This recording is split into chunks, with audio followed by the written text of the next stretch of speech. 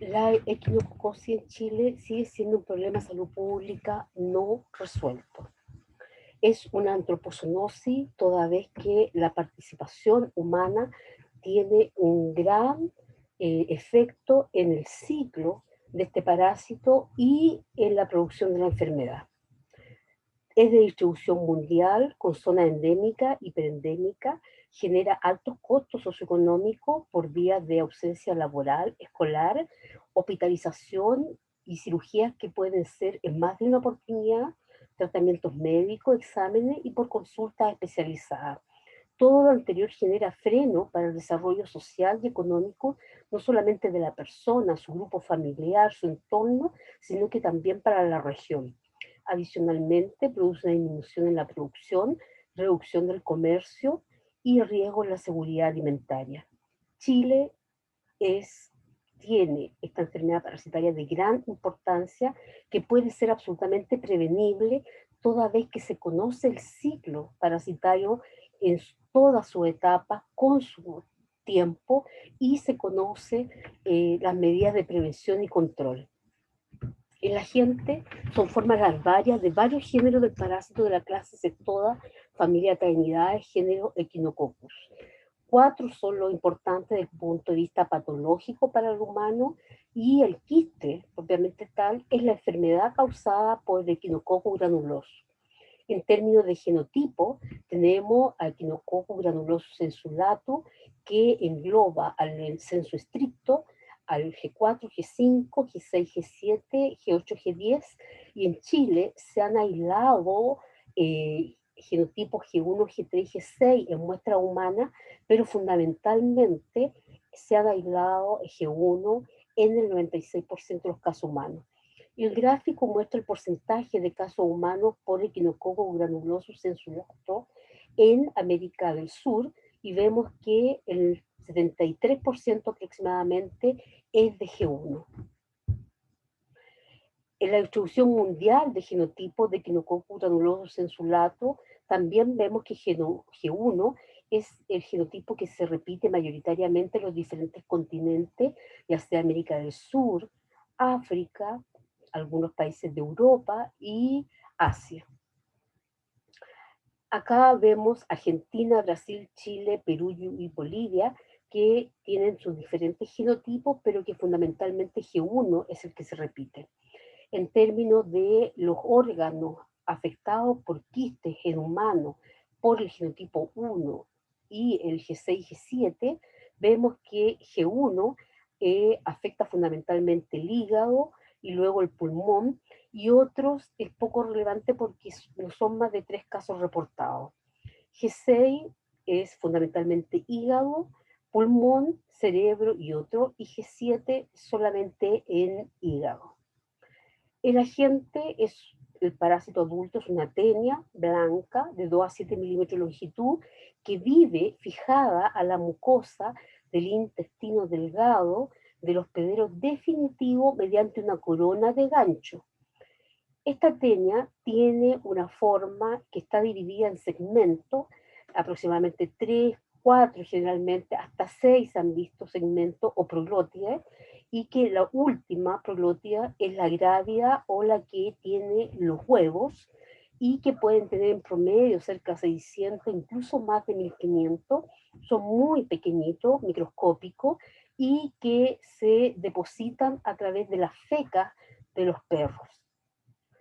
Al interior de este huevo existe un embrión hexacanto, una oncósfera o de primer estado larval que está envuelto en varias membranas y rodeado de una gruesa pared queratinizada y de alta resistencia a las condiciones medioambientales como la temperatura y la humedad. Se ha visto sobrevivencia, por ejemplo, a 7 grados Celsius hasta 294 días. 21 grados hasta 28 días y entre 60 a 100 grados Celsius por 10 minutos.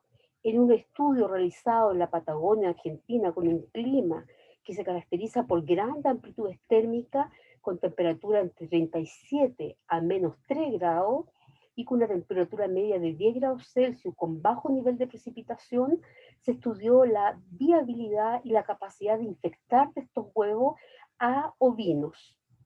y después de 41 meses de envejecimiento de estos huevos, bajo estas condiciones ambientales, todavía estos eran capaces de producir infección en el total de los ovinos infectados o desafiados.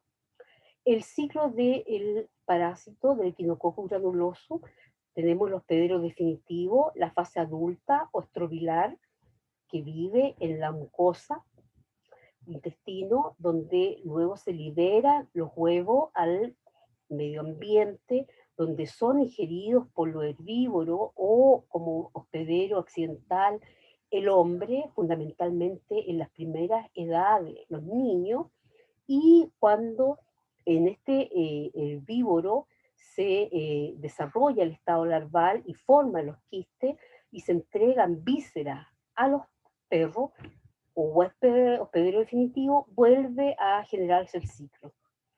Por lo tanto, el perro alimentado con vísceras que tienen las formas larvales se van a transformar a parásitos adultos y nuevamente comienza el ciclo, y desde que ingiere estas formas larvales hasta que libera huevo infectante pueden pasar 6 a 7 semanas.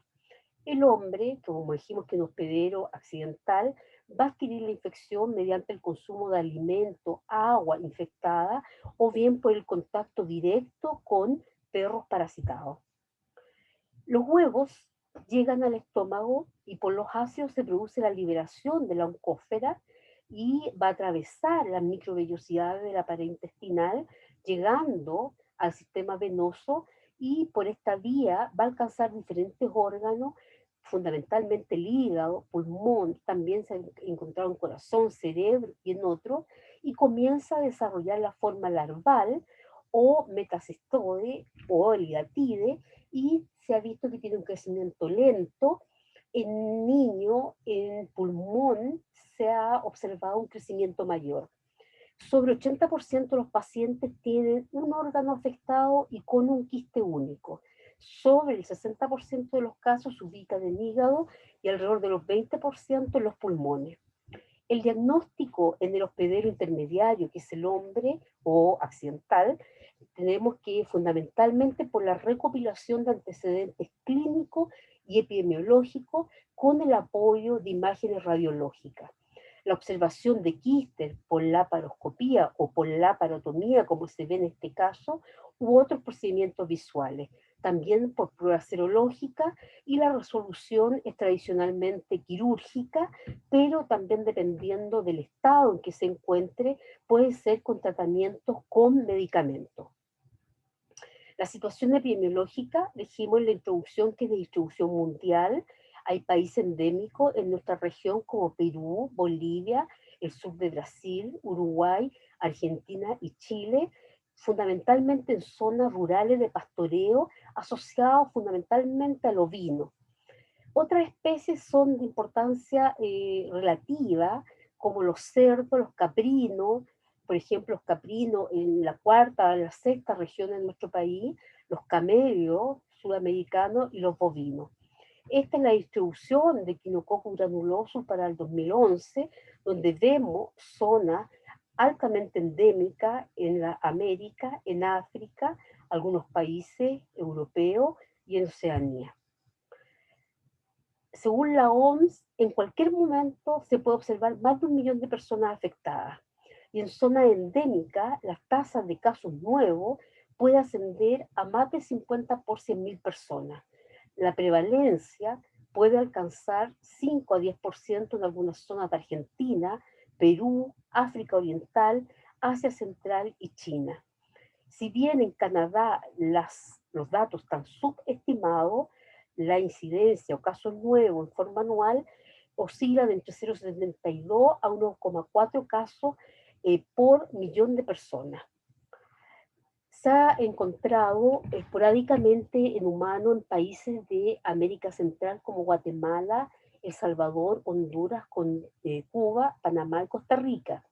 Brasil, donde no es de notificación obligatoria, para el periodo 2009-2014 se encontraron 91 casos según la OPS, y según el gobierno para el periodo 1993-2013, 110 muertes con una letalidad del 2%, y con 5.500 casos para ese periodo, lo que sugiere una incidencia de 0,1 por 100.000 habitantes.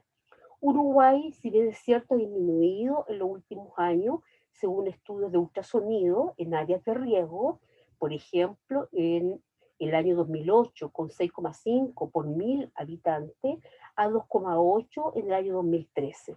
Y la incidencia en la área endémica se estima entre 1,3 a 3,8 por 100.000 habitantes, según la OPS 2015. Perú tiene diferentes estudios en diferentes zonas, como por ejemplo en Pasco, Junín, Puno, Cusco, con 14 a 43 casos por 100.000 habitantes. Argentina, las zonas de mayor incidencia son Chubut, seguidos por Neuquén y Santa Cruz, y Río Negro presenta una prevalencia por ultrasonido de 7,1 en el año 2009. En nuestro país, hasta inicios de este año, el decreto 158 establecía la obligación de notificar esta enfermedad y este fue modificado por el decreto 7 a principios de año, en abril del 2020. La circular del 2015 establece los criterios diagnósticos, definición de caso, y los criterios diagnósticos basados en detección de anticuerpos por ELISA, por ejemplo, o Western blot, histopatología o estudio parasitológico compatible con hidatidosis, detección de morfología macroscópica sugerente de quiste o piezas quirúrgicas, detección de ácido nucleico y establece el caso probable y el caso confirmado. La situación de la vigilancia según la enfermedad de notificación obligatoria para nuestro país entre 2001 y 2018, el 2001 venía mostrando una tendencia a la disminución y en el 2015 se produce a partir de ahí un aumento y esta disminución que se ve en el 2018 puede ser parcial, dado que probablemente no estaban todos los datos recolectados a la fecha. La distribución en hombres y mujeres es bastante similar, un poco mayor en hombres. El total de casos de heno son 5.819 para este periodo, con una tasa para el último año de 1,81, pero fijémonos en 2017, que es más seguro, alrededor de 2,4 por 100.000 habitantes. Según la clasificación internacional de enfermedades, las zonas que están más detectadas es la infección por hígado, seguido por pulmón. La distribución de casos, tasa y porcentaje según grupo de edad por heno para este periodo, vemos que mayoritariamente son el grupo 70-79 años, pero porque se tiende a detectar en edades adultas, a veces como hallazgo, pero ojo con esta tasa en niños de 0 a 9 años y de 10 a 19 años, porque es tremendamente importante y de hecho la OPS ha determinado que la vigilancia sea muy rigurosa en los casos de 0 a 15 años con seguimiento, porque eso está expresando infección reciente y por lo tanto un una, además de la infección reciente, significa una falla en el sistema de detección y de control. Acá tenemos la variación geográfica de los casos y tasa de incidencia según ENO para el periodo y vemos que la mayor tasa se produce en la región de Aysén. Según los ingresos hospitalarios para el mismo periodo, vemos una tendencia a la baja, en hombres un 53% y en mujeres un 47%, y los egresos para el país son 13.664, con una tasa del último año de 2,2. Acá vemos las tasas de ingreso hospitalario según grupos de edad y nuevamente vemos que se concentran en los grupos de edad de adultos mayores, pero que también los menores de 15 años tienen tasa no despreciable. Acá tenemos la distribución geográfica del número y tasa de ingreso hospitalario para el periodo. vemos que la región de la Araucanía es la que concentra mayor cantidad de casos.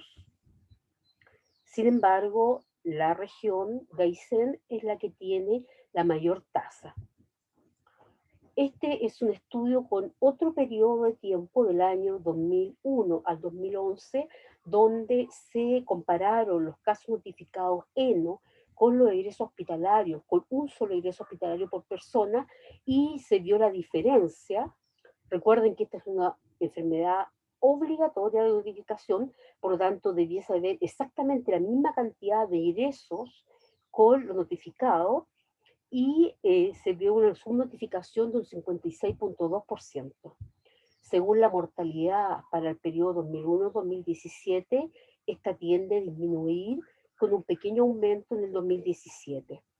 Se han registrado 411 defunciones para este periodo, 228 en hombres, 183 en mujeres, y con una tasa para el año 2017 de 0,13 por 100.000 habitantes. La distribución geográfica de las defunciones muestra que mayoritariamente tanto los casos como, o sea, las defunciones como la tasa de función se produce en la región de la Araucanía. Y debemos de recordar que la mayor cantidad de casos se produce en la región de Aysén.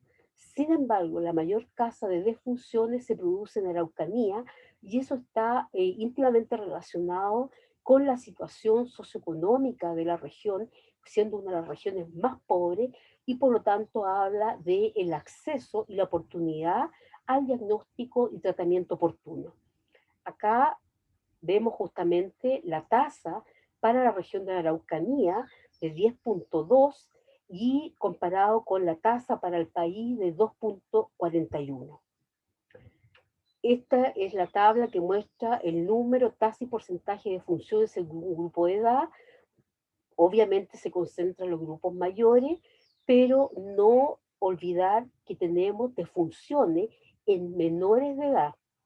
Ahora, en términos de la mortalidad general, que tiende a disminuir, pero que vemos un pequeño aumento en el año 2017, esconden realidades regionales. La distribución es heterogénea porque está asociada a la economía regional básica ovina, la ganadería ovina, y por eso que aumenta hacia el sur, pero también tenemos diferencia en términos de la calidad y el acceso a las prestaciones de salud. Y por eso es que vemos que en la Araucanía es donde se produce la mayor tasa de defunciones, a pesar de no ser la región que concentra la mayor cantidad de casos, y que está relacionado con las intervenciones que se puedan hacer por el acceso, la calidad y la oportunidad. Ahora, es importante mantener estos registros de defunciones porque justamente podemos evaluar la efectividad de la intervención en salud pública y la efectividad de las acciones en salud en los diferentes servicios de salud. La mortalidad es un freno para el desarrollo social y económico de sus habitantes, de su familia, de su entorno, de su región, y además provoca una disminución en la producción animal, altera los ecosistemas, la economía, el turismo, produce reducción del comercio, y en conjunto pone en riesgo la seguridad alimentaria. Es considerada por la OMS una enfermedad desatendida, toda vez que no llama la atención de las autoridades ni de la población, porque no genera grandes brotes epidémicos, y también se puede atribuir acá el concepto de muerte evitable, toda vez que existen herramientas diagnósticas y de tratamiento que están disponibles en nuestro país, y por lo tanto la atención médica efectiva y oportuna potencialmente evita muertes prematuras que no deben ocurrir. Ahora, diferencias en mortalidad pueden ser explicadas por la diferencia en la calidad, distribución y acceso a las prestaciones en los servicios de salud. Por lo tanto, el conocimiento y la tecnología sanitaria actual, vigente en nuestro país, disponible en nuestro país, puede evitar en una proporción importante, si no en el total, las muertes. Y esto llama la atención de países que tienen gran cantidad de casos, pero que no tienen defunciones. Esta tabla del Servicio Agrícola y Ganadero del 2020 muestra los hallazgos en matadero, donde hidatidosis es el segundo hallazgo después de distomatosis, y la cantidad de animales afectados por hidatidosis son fundamentalmente los bovinos, seguidos por los ovinos, y se representa el segundo porcentaje a nivel nacional. El impacto económico producido por Venega y colaboradores en el 2014 en este estudio habla que el costo por prestaciones y exámenes en el sector público, es decir, a un menor costo, es alrededor de 1,8 millones, sin contar el costo por licencias médicas. Y el impacto por decomisos de vísceras y pérdida en la producción de carne equivale a más de 8 millones de dólares. Por lo tanto, el costo total que ellos estiman de las pérdidas a nivel humano y animal para el 2013 es de 14,35 millones de dólares. Ahora, las causas de esta enfermedad y que sigue siendo un problema de salud pública relevante y no resuelto, encontramos que primero es una enfermedad que no es relevada a nivel nacional. Ya la autoridad sanitaria, el Ministerio de Salud, eh, ha decretado que en realidad cada región la trabaje de acuerdo a su importancia y de acuerdo a los recursos que dispone. Tenemos una tendencia irresponsable de perros, donde los dueños no los desparasitan regularmente. Existe una normativa del Ministerio de Salud donde no existe seguimiento de caso y contacto a todo lo afectado. Sí, en la normativa del 2015 se establece que se hagan visitas de la autoridad sanitaria a los casos menores hasta 15 años, y que idealmente se incorporen los casos y contactos de esos menores, pero no hay búsqueda activa de portadores asintomáticos en nuestro país, por ejemplo, a través de ecografía.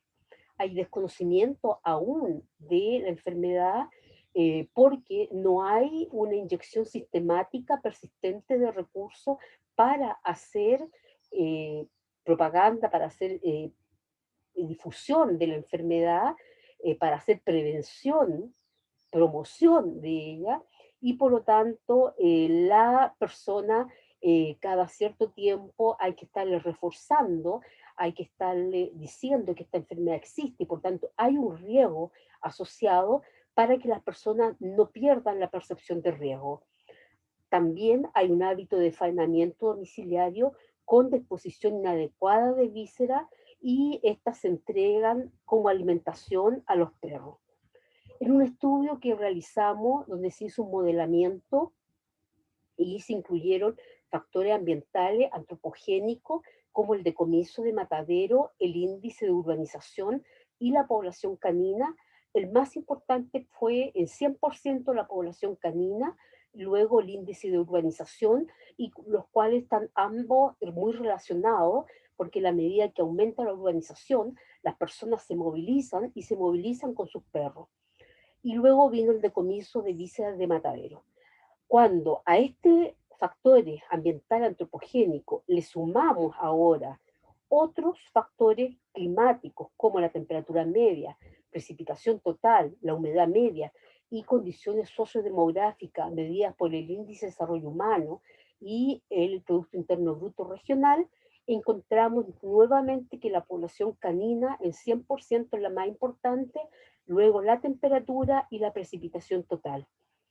Este es el ciclo del parásito que se lo robamos al doctor Jensen, y vemos claramente y conocemos desde hace muchos años que podemos controlar a través de la población canina con esterilizaciones, con tener a los perros en resguardo, que salgan con sus dueños, con la educación sanitaria, donde les digo que falta inyección de recursos sistemáticos, persistentes, para poder hacer prevención primaria, para evitar que aparezcan casos, y tenemos también el control de la huerta, evitar que los perros ingresen a estas huertas. Pero también tenemos medidas de prevención, ¿ya? Como las que mencioné, y el control, que es el tratamiento en los perros con antiparasitario cada ciertos meses, la vacuna que ha sido altamente eficiente y se ha probado en Argentina y se está probando en algunas regiones o zonas de Chile y con resultados preliminares muy alentadores. Y el control de la faena para evitar justamente el entregar estas vísceras contaminadas a los perros. Por lo tanto, conocemos las medidas de prevención, control, camino, educación sanitaria, control de huerta, conocemos las medidas de control, tratamiento en los perros, la vacuna y el control de faena. Cada vez se incorporan mayor cantidad de técnicas diagnósticas, ya altamente eficientes, sensibles, específicas, de menor costo, y por lo tanto debemos incluirla dentro de la vigilancia de esta enfermedad para poder cortar justamente el ciclo de la enfermedad. Mientras no incorporemos todas estas medidas en forma global, la enfermedad va a seguir y va a seguir sin llamar la atención de las autoridades y va a seguir siendo un problema de salud pública que no es relevado y que no es visible políticamente y por lo tanto no se le van a entregar los recursos para justamente cortar la enfermedad. Ahora acá es importante decir que esto tiene que ser sistemático, sostenido, no puede ser un par de años, sino que tienen que ser a lo menos 10 años manteniendo todas estas medidas de control y prevención, todas nuevas que se han incorporado, para que logremos efectivamente empezar a evidenciar menores cifras tanto en humanos como en la prevalencia en animales, en perro y en ganado. Muchas gracias.